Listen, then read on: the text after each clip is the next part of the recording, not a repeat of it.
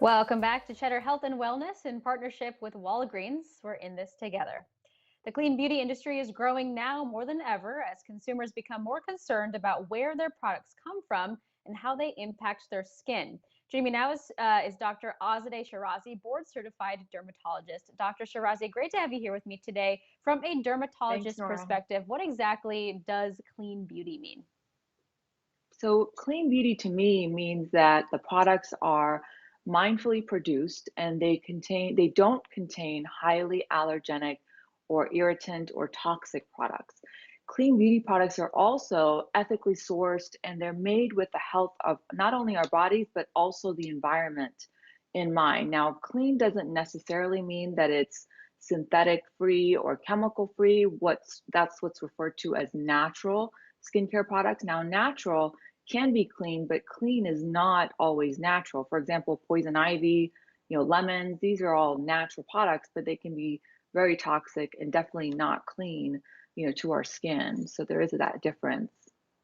Yeah, since there are different terms being thrown around right now, it might get kind of confusing for consumers. So, how do you know Yeah. if your beauty products are actually safe for your skin?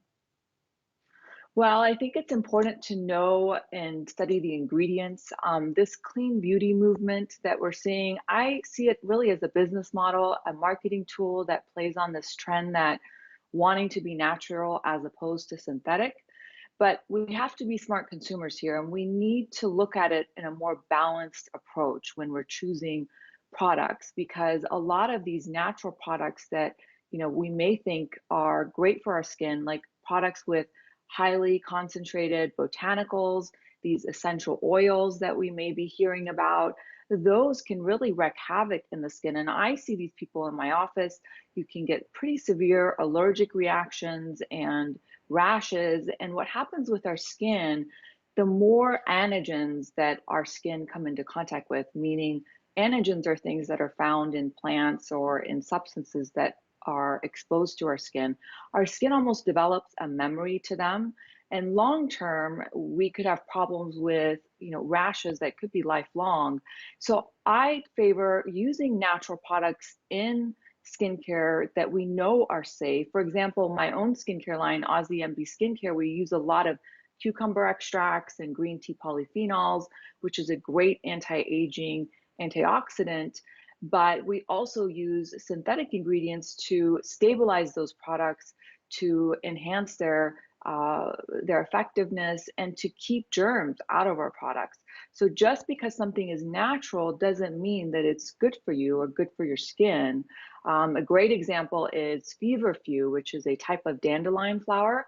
And a lot of companies like Aveeno and Eucerin will take this flower, they'll take out the allergenic portion, which is pantholide, and they'll keep the feverfew for its calming and soothing properties. So some of this needs to be done in a lab so that we take out the good, but we leave the bad out of skincare. I'm curious, what are some of the specific ingredients? You listed out some of them, but what are the ingredients that you should feel safest about when you do look at those labels on beauty products? Well, it's really hard to know as a consumer, but preservatives like things like parabens, things like thiosulfates or EDTA, those are preservatives that tend to cause more allergic reactions than others. Vitamin E is a great antioxidant that is also used as a preservative, but we have to be careful because in really high concentrations, it can cause an allergic reaction. But in just the right concentration, it acts as a great preservative and an antioxidant. Things like essential oils with tea tree, lemongrass, lavender, peppermint, cinnamon, these are all natural ingredients, but they can really cause a lot of reactions and sometimes burns when, like, for example, it's exposed to the sun and so forth. So So I feel some consumers might think they have more control over the experience if they make their own products, but what should consumers really understand about these DIY skincare products and try to mix your own ingredients at home? So there are definitely ingredients that are considered safe to use, and I'll talk about those things like honey or aloe, but there are definitely ingredients that you should totally avoid. And an example is, these lemon scrubs that you may be hearing where you mix the lemon in with the sugar, Well, lemon, when exposed to the sun, changes and creates a very toxic acidic product that can actually burn the skin and leave brown marks on the skin. I'll give you an example. Last night I was sitting with my son and I looked at his hand. He was making lemonade a few days ago and he had these, black kind of splatters on the back of his hand. And, that's from lemon. That's just from a little bit of lemon that got on his hand. He was outside making lemonade, and this is what can result. So I would highly avoid citrus and certain fruits that may burn the skin. What I usually advise people is do your own patch testing. And so if you don't know what patch testing is, you take the ingredient and you can rub it kind of on the inside of your arm and give it a couple of days because sometimes these reactions are delayed, meaning you may not see it that same day, but it may come up like a day or 2 or 3 days later. So you might want to do your own patch testing, but ingredients like honey is an antiseptic. It's used a lot in wound care. It's breathable. It is used for acne, eczema. It's also used as part of exfoliating scrubs. Aloe can be great for wounds. It can sting when you first apply, so you got to be careful. Oils like coconut oil, olive oil, they're great for hair and skin.